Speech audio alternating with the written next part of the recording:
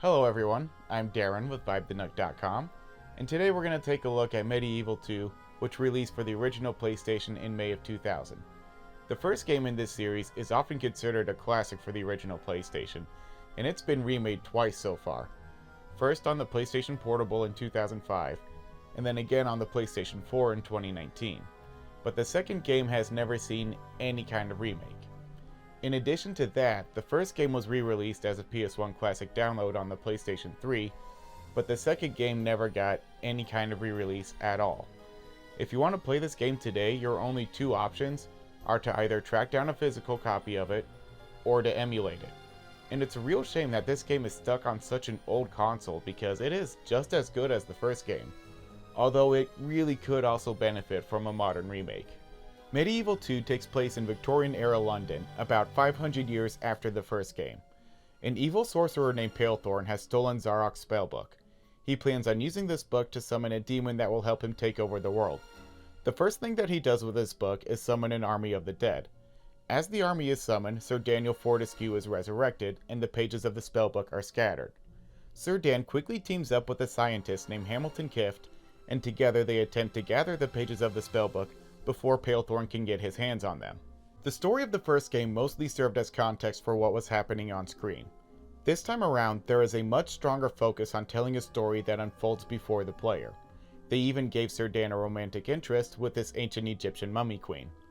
This does come at the sacrifice of the small amount of openness that the original game had. In the first game, there were a few branching paths that you could take, giving you some freedom over how the story progresses. This time around, the level select is done through a literal slideshow, and there aren't any branching pathways. The sequel keeps up with the spoopy art style that the series is known for. The overall tone and feel is very reminiscent of a 1990s Tim Burton movie. The soundtrack specifically has some very serious Danny Elfman vibes. The graphics are great for their time, but they're easily the place where the game's age is the most apparent.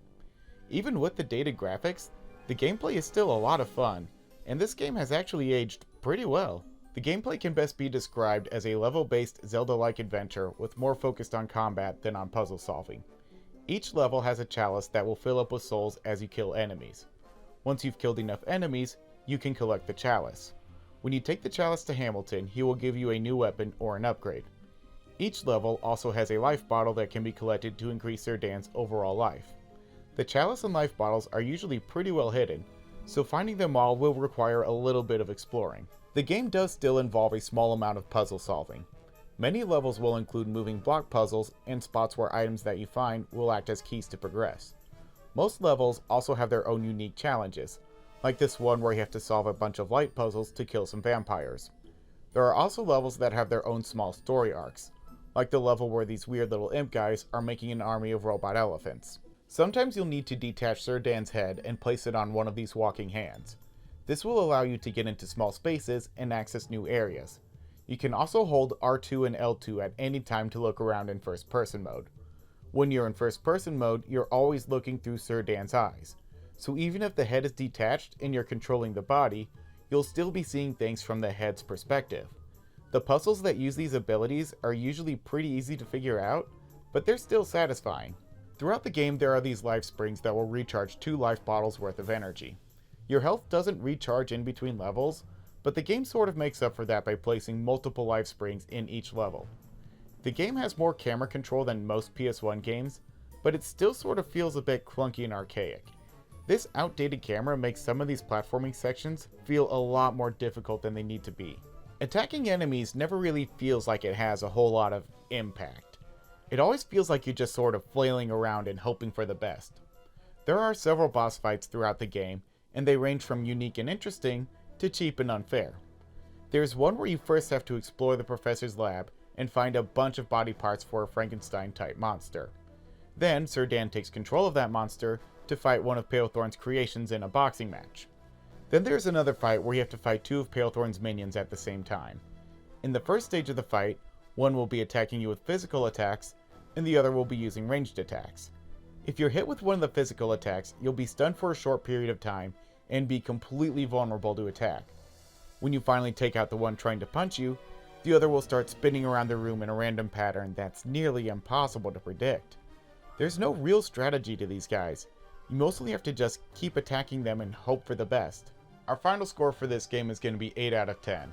It's a fantastic game that I'm pretty sure most people who collect for the PS1 will want to have this in their collection.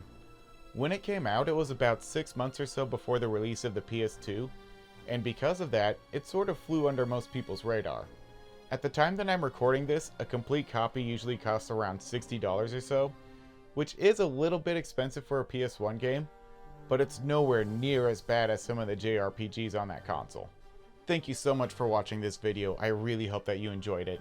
If you did, please let us know by giving it a thumbs up and tell us about it in the comments section down below. That sort of thing really helps the channel out a lot. And be sure to subscribe if you're new here and check out vibethenook.com for more gaming related content. And also be sure to check out all of our social media pages. And I will be sure to leave links to all of that stuff in the description. Thank you again for watching, and I hope to see you next time.